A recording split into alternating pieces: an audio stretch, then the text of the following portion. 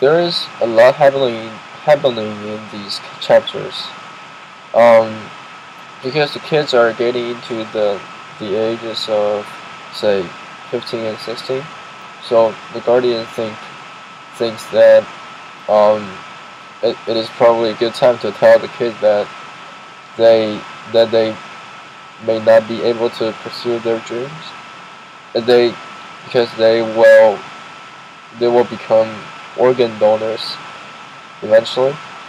Well, personally I do not think it is right to bring this up when they are sort of dreaming for their futures.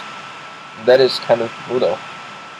Although they were no anyways, so I don't know.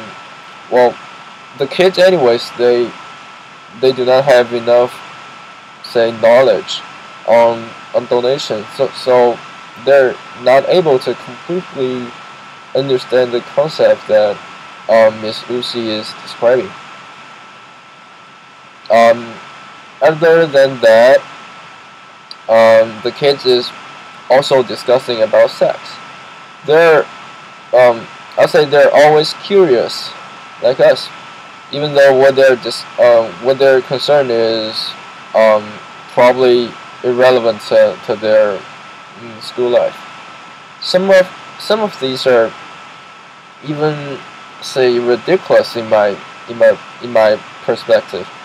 I can probably never understand why Casey wants to find someone to practice sex.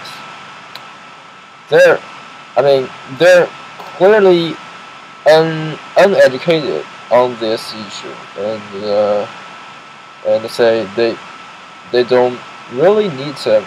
I mean, they don't really need to worry about it.